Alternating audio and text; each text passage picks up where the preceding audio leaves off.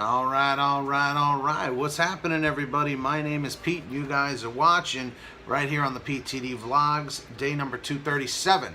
So, major spoiler alert, if you have not seen the end of Ant-Man and the Wasp, or if you have not seen the movie at all, please make sure that you don't watch this video until you're done seeing it, so then you can get an explanation of what happened and why.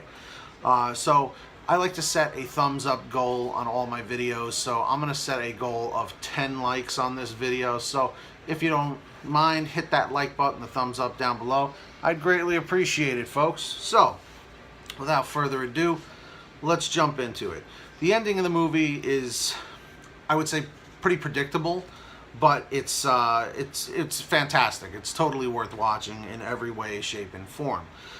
So in the ending, Scott, aka Ant-Man, Hope, aka the Wasp, and Hank bring back Janet, who is Hank's wife. If you remember from the first movie, she got stuck in the quantum realm or quantum spectrum or whatever you want to call it, and they end up finding a way to bring her back from being in the quantum spectrum or whatever you want to call it.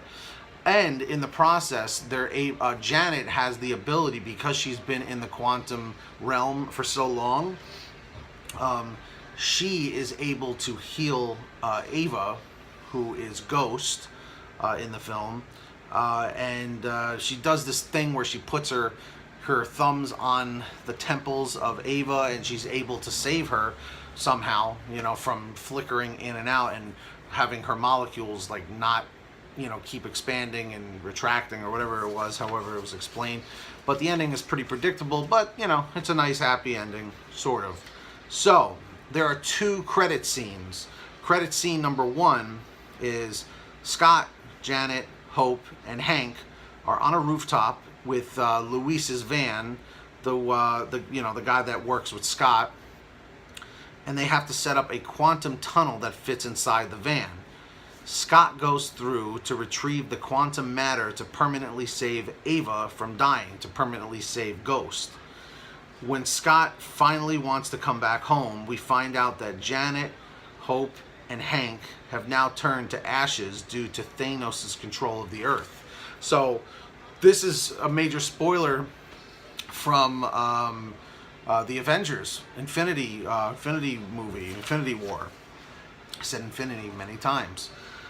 So that's a call back to that, because in Infinity War at the end, Thanos ends up getting control of the Earth. I forget if it was the entire universe or it was just the Earth, and he said that randomly half of the people on Earth would be disintegrated into ash, just like that, randomly selected, and some wouldn't. So we end up finding out that Scott gets stuck in the quantum realm or the quantum spectrum. I don't know why I keep saying either one or the other. It's got to be either one or the other. And what ends up happening is that he gets stuck down there. He's on the radio saying, "Hey guys, when can I come back? I got the quantum matter that you guys need." Basically, I'm just paraphrasing, and making up my own thing. But then he realizes that no one's answering, and then they go to a shot on top of the building, and you just see their ashes floating. And I was like, whoa, I did not see that coming at all. And then finally, after the credits, credit scene number two, we see the giant ant, remember the one that was taking the place of Scott when he was on house arrest?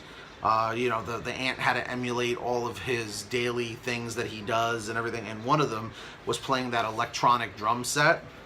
But it's not too funny of a scene, because we see that a TV is on in the background, and it has the emergency alert, the emergency broadcast system is playing, the beep, this is the emergency broadcast system. If this were a real disaster, and information would be on the screen, yada, yada, yada, which indicates Thanos' takeover of the world, or Thanos, however you guys want to pronounce it.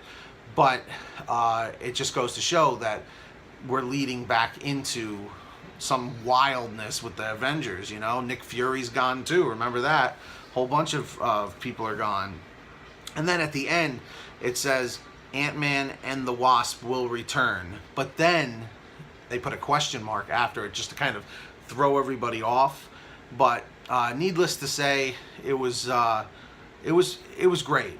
I like to look at Ant-Man, the Ant-Man movies, as like the Deadpool movies of family friendly. You know, like the humor is very similar, but it's clean humor with Ant-Man for the kids, you know, whereas Deadpool is the adult humor. So I think they're brilliant that they did that, and if that wasn't the intention, well, now you can clearly see it's obvious, because I've noticed it, my girlfriend noticed it, and she's like, yeah, and I'm like, you know what? But I really love both equally. I gotta say, I love the first Ant-Man, and this one was great too. Definitely a wild ending. We'll see what happens next. I'm not even a huge Marvel fan, but Marvel Studios now and Disney has been doing a really, really good job of making these films so that if you don't know the comics, you can just jump right in, like Deadpool and Ant-Man. You know, I didn't know their stories, but I love those movies. They're great. So, on that note, that's it. I hope you learned a little something from this. I hope I explained it well. If you enjoyed the video, please don't forget to hit the like button down below. I'd urge you to subscribe to this channel, and when you do, click the little notification bell to the side so you get all my videos sent straight to you. Feel free to follow me on Twitter, Facebook, and Instagram. All those links are in the description down below. And if you made it to the end of this video, leave a comment saying checkpoint 5 and hashtag Team Replay, since when I recorded this, it was live. So anyways, guys, have a great one. I'll see you tomorrow on day number 238 here on the PTD Vlogs. Take care, peace out, and I'll see you guys soon. Later.